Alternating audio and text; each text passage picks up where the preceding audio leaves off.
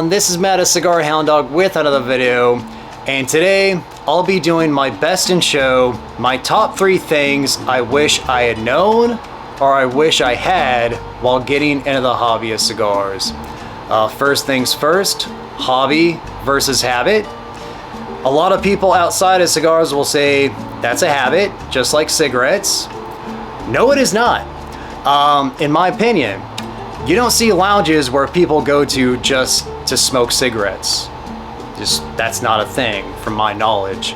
Also, you don't see guys or gals getting together to just exchange cigarettes, trade cigarettes, and see, oh, do you like this one? What do you think about this cigarette? You don't see that either. Cigars are a completely different beast. They should be treated differently, and I hope this video helps with that. We'll see. Yeah, top 3 things I wish I had known or I wish I had while getting into cigars. Like I said before, I started in cigars in 2008, and the landscape of cigars has changed dramatically since then. So my list will reflect that in terms of like technology and whatnot. But yeah, honorable mention number 1, I wish I had money. In 2008, I was 21 years old, and I had not a lot of extra money to spend, especially on cigars. So yeah, I've had a lot of punch in my day. A lot of New World Honduran punch. There you go. So that's honorable mention number 1. Let me check my little cheat sheet here. Honorable mention number 2.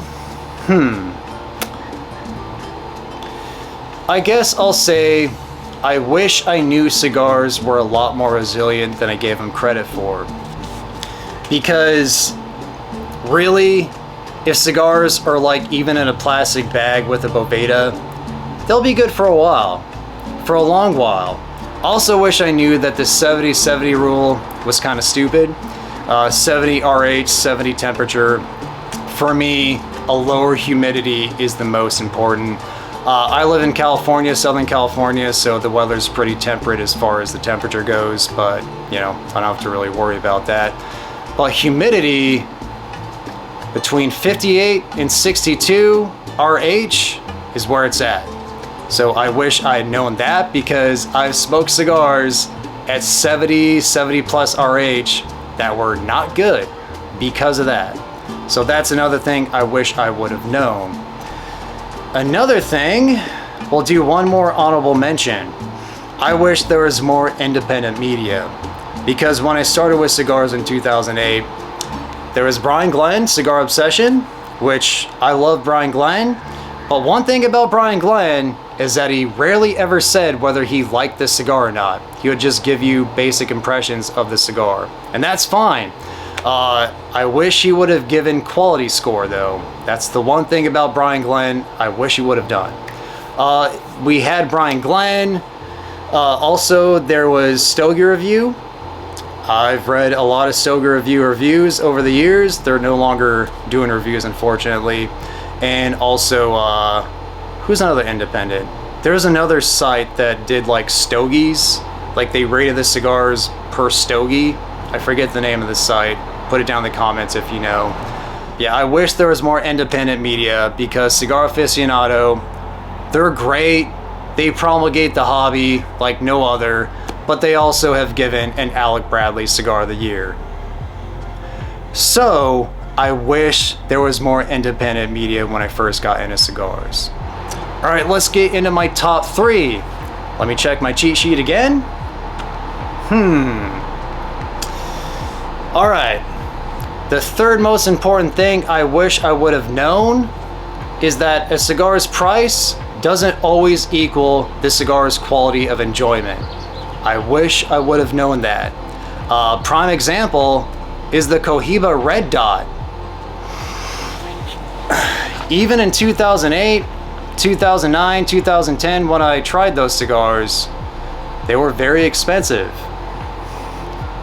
And in my opinion, they were not that great. And I was just always thinking, why are these so expensive? Marketing. They have the name. And the cigars were pretty well presented. So yeah, I wish I would have known that quantity of price does not always equal quality of enjoyment. I wish I would have known that. Would have saved a lot of money. All right, the second thing.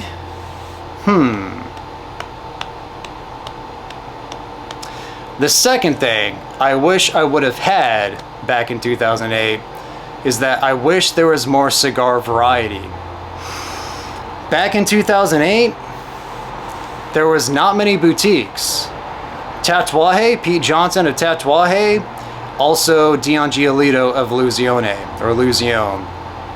That was it, from my memory. I'm sure there's others, but those are the big two. Now, we have a lot more variety, especially in boutiques. Nick Melillo, Foundation, Saka, of course, Steve Saka, Dunbarton. I could just list on and on and on about other boutique blends and brands. But yeah, I wish there was more variety back in the day because, like I said before, I've had a lot of punch. A lot of General Cigar Company punch. Humidors had mostly that kind of stuff. Nothing wrong with it, but that was what was mostly available. So I wish there was more variety, which we don't have to worry about now because we have so much variety. I've said this at other times, but in my opinion, we are currently living in the golden age of boutique cigars, and maybe just cigars in general. To get the amount of variety that we have at the quality that we have it at, in my opinion, hasn't been seen before. And in my opinion, that's very special. We're lucky. All right, the last thing I wish I had while getting into cigars is this. I wish I had a Discord, because there's some times where I don't have the time to go to a lounge to enjoy a cigar with friends, but I can enjoy a cigar with friends via a Discord. This is kind of a plug too, if you couldn't tell. But yeah, just getting on a virtual, to have a virtual lounge experience at your fingertips with your phone, back in 2008, that was unheard of. But now you can do it so easily. Obviously, I'm a part of the Cigars Unbanded Discord, and that's just one of the beautiful things about technology these days, is you don't have to go anywhere to get that cigar lounge experience. It's always great when you do, and you can't replicate that, but the closest thing to that is a cigar Discord, like the Cigars Unbanded Discord. So yeah, I wish I had that. It is so much fun being in the virtual lounge and the Cigars Unbanded Discord. I'm in there at least a couple times a week, and if you want to hang out with me, join the Cigars Unbanded Discord. Wow, this is really a freaking plug. Yeah, but really, I'm just saying it's a lot of fun. If you want to feel a part of a community where cigars from the outside are definitely are attacked by people who don't understand and don't know about cigars, to have a community of like-minded people is priceless. So if you want to join the Cigars Unbanded Discord, you can do it by registering with my Patreon, with Pete's Patreon, the Cigars Unbanded Patreon, and Michael Prisdale of Master Your Ash, his Patreon as well. It's like $3 a month. To me, it's priceless. So yeah, those are the top 3 things I wish I had, or I wish I would have known while getting into cigars. So yeah, let me know your top 3 things you wish you would have known while getting into cigars, and help a brother or sister along the way. So everybody, that does it for this video. Thank you for watching, liking, Perfect Timing Motorcycle, and subscribing. I'll see you for the next one.